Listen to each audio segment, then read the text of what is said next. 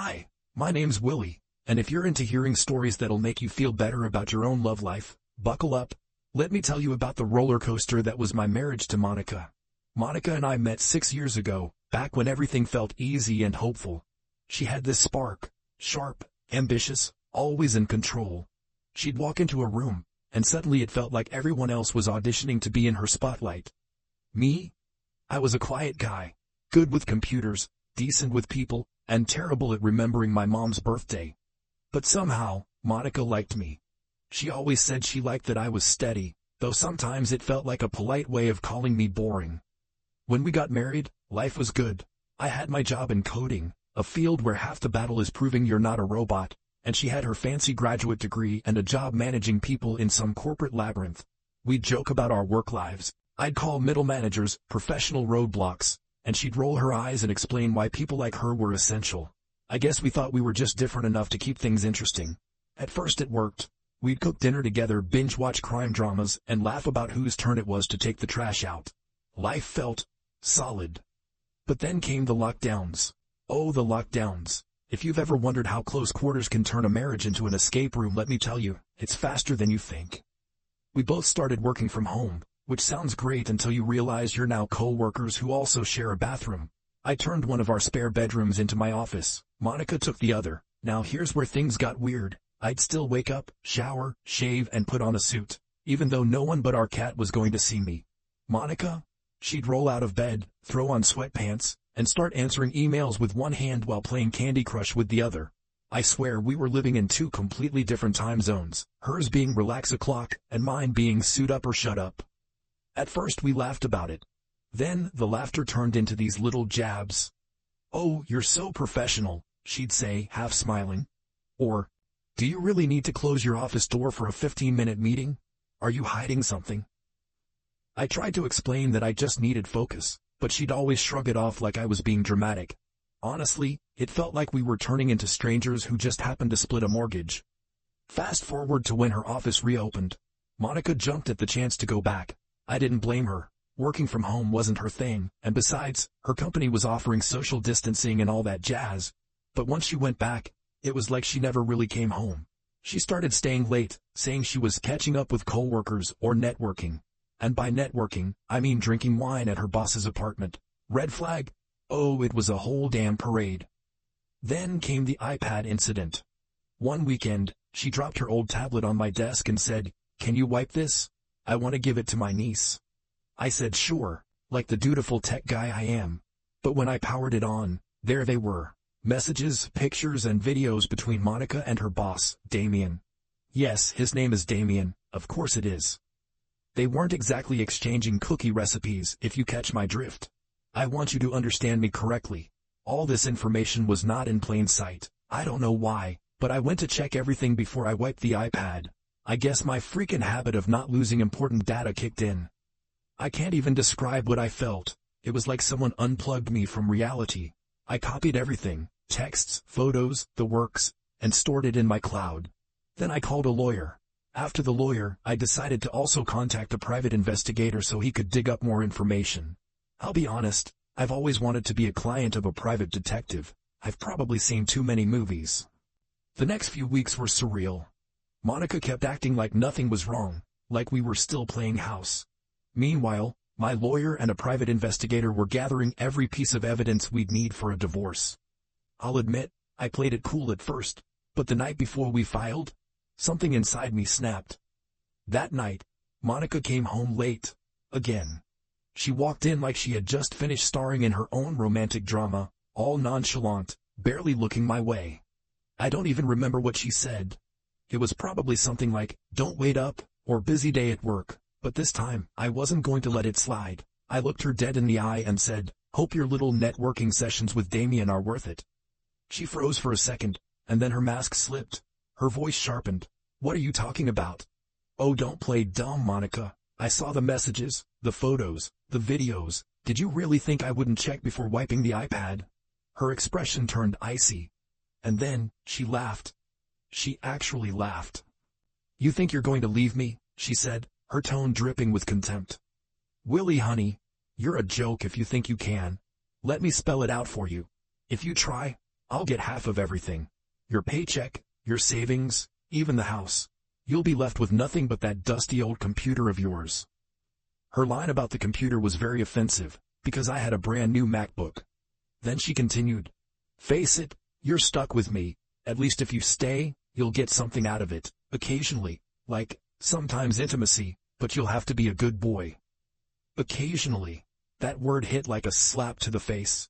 I stood there stunned, while she smirked and walked off to bed like she had just won an argument. I stayed up all night, sitting in my office, staring at the walls, wondering how the woman I married had turned into this. The next morning, I called my lawyer. "File the papers," I said, "and make it loud." When I said make it loud, I didn't just mean filing the divorce papers. I wanted Monica to feel every ounce of betrayal she'd served me, served back on a silver platter. My lawyer tried to talk me down, bless his heart. "Willie," he said, "judges don't have a sense of humor. Revenge may feel good now, but it could cost you later. Are you sure you want to go this route?" "Absolutely," I said. "I'm not just filing, I'm making a statement." And that's how the cake idea came to life. Now, I didn't know you could get a cake with a custom image printed on it until my lawyer's assistant mentioned it as a joke. But once the idea took root, there was no turning back. I had a rush order placed, a beautiful, obnoxiously large cake with Monica and Damien's most incriminating photo right on top. The icing above it read, "Here's your cake, eat it." The process server, who honestly deserves an award for his enthusiasm, delivered the cake and the divorce papers straight to Monica's office. Oh, and he made sure to do it in front of an audience. According to him, she was laughing with a group of co-workers when he walked in. "Are you Monica?" he asked, holding the giant box. "Yes," she said, looking confused. He opened the box, revealing the masterpiece. Her face went from confused to mortified in a split second.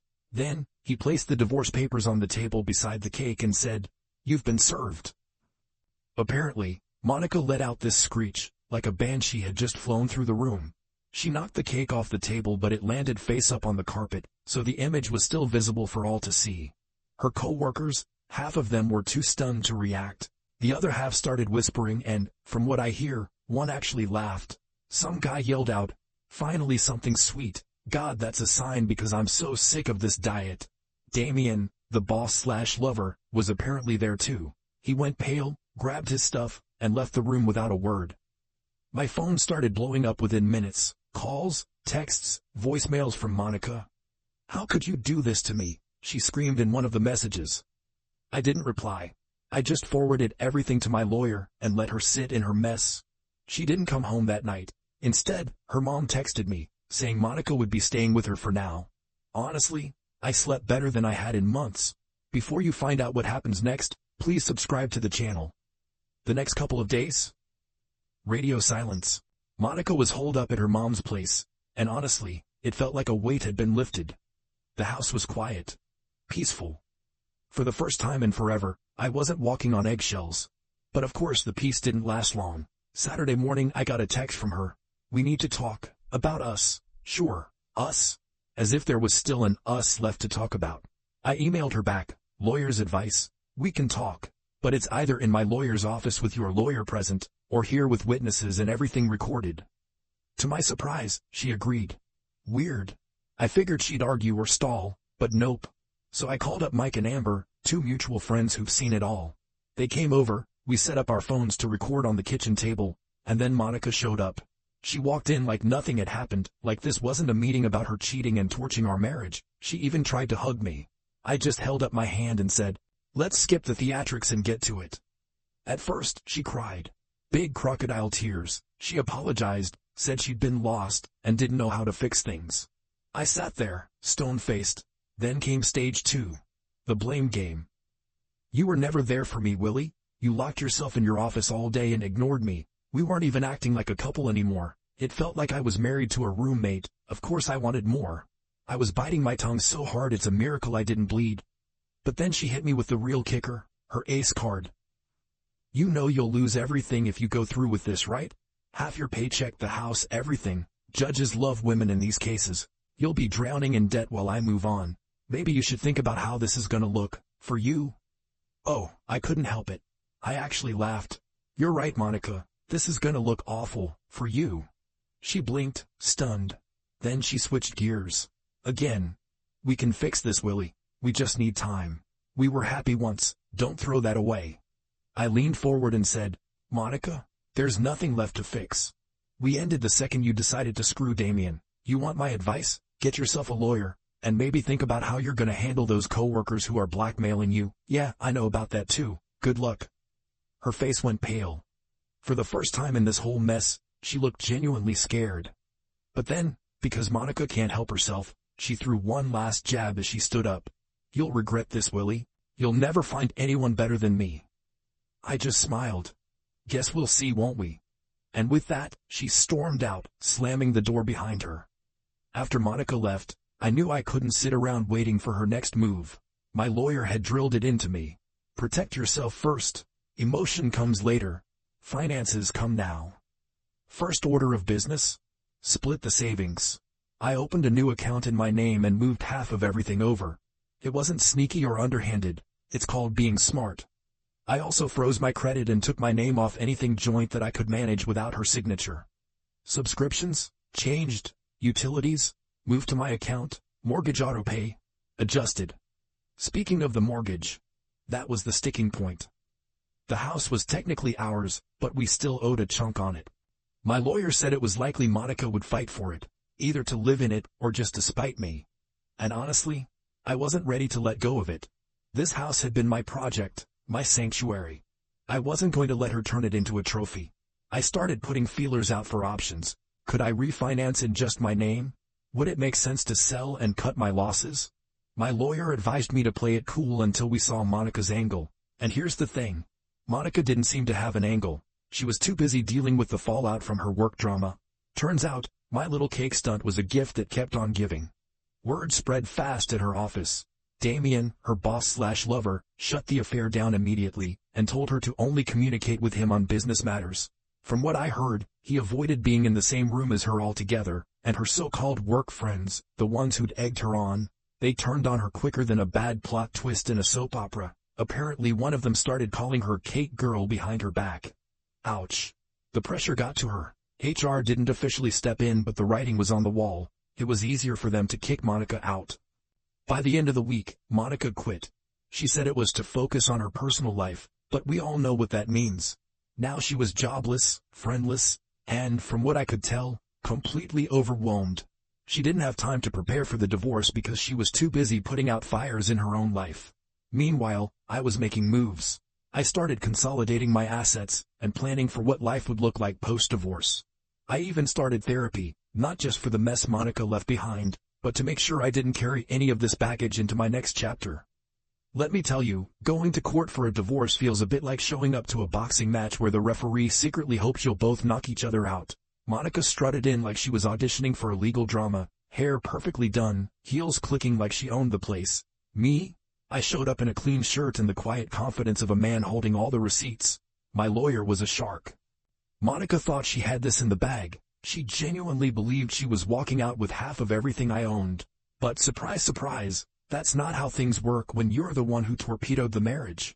Thanks to the evidence we collected, the judge ruled that she wasn't entitled to spousal support. No alimony for Monica. Zip. Zero. Nada. I still don't understand who invented spousal support. It's a good thing we didn't have kids, or I could have gotten in big trouble. She did get a claim on the house though. Turns out, even if someone cheats, they can still get a piece of the property if their name's on the deed. But here's the kicker. The judge took the evidence into account when calculating her share. And all of this is because I have collected a lot of financial documentation about my contribution to this house. Instead of getting the 50% she was hoping for, she got less. I made an offer at once that I was obliged to pay the money for this part. The judge approved my offer, and Monica agreed too, because she was afraid of losing everything. When it was all said and done, Monica's lawyer looked like he wanted to crawl under the table. Monica? She looked like she'd just been handed a participation trophy at the Olympics. She muttered something under her breath about the court being biased, but all I could think was, biased against cheaters? Imagine that. A few days later, Monica came by to pack up her things, and let me tell you, it was like watching a bad reality TV episode in real time. She walked around the house like she was saying goodbye to an old friend, or maybe scouting for loose change. "Oh, Willie," she said, voice dripping with fake sincerity, This doesn't have to be the end, you know. We've been through so much, maybe we could— Nope. I cut her off mid-sentence. But— Nope, I repeated, this time with a smile. She sighed dramatically and sat down on the couch. We could at least stay friends. You know, for old time's sake. Friends? I laughed. Friends definitely don't cheat. She tried a different tactic. We had some good times, didn't we? You were always so stable, so reliable. Right, I was steady, wasn't I? That's what you called me. Monica, steady doesn't mean doormat. And then came the tears. Oh, the tears. I swear if I'd bottled them, I could have solved California's drought problem. She begged for a second chance, said she was a different person now, that she'd learned from her mistakes. Monica, I said, leaning against the doorframe, you're not a different person, you're just out of options, and I'm fresh out of patience. When she finally left, dragging her suitcase behind her, I closed the door and let out the biggest sigh of relief. It felt like I'd just won a championship game. The house was mine, my finances were safe, and Monica? She was someone else's problem now. Maybe she'd find another Damien or two to wreak havoc on. But no. Monica, ever the queen of reinvention, decided to become a relationship blogger. Yeah, you heard that right. My ex-wife, who single-handedly turned our marriage into a soap opera, now had the audacity to dish out advice to the masses. Her blog was called something ridiculous like, Lessons from a Love Survivor, and it was full of posts like, Why Men Are the Problem, and How to Spot a Steady Guy Before He Drags You Down. Of course I wasn't named directly, but her ex sounded a little too familiar. She painted herself as the poor, misunderstood victim of a cold, unfeeling husband who schemed his way out of a fair divorce. One day I stumbled across one of her vlogs, a 10-minute rant titled, How to Recover After Being Gaslit by a Tech Bro. Guess who the tech bro was? Watching her rant about my alleged scheming was like listening to someone describe a villain in a Lifetime movie. So I did what any sane person would do. I called her. Monica? Can you not? I said. Oh, Willie, she replied, her voice dripping with fake innocence. I'm just sharing my truth. You wouldn't want to silence me, would you? You're not sharing truth, I snapped. You're sharing bad fan fiction. She huffed. Well, maybe if you hadn't swindled me out of my rightful share of the house, I wouldn't have to make my living this way. I hung up before I could say something that would ruin my karma, but that's when inspiration struck. If Monica wanted drama, I was happy to give her a little, with frosting on top. Every 2 weeks like clockwork, Monica started receiving cakes. Big, beautiful cakes with custom images printed on them.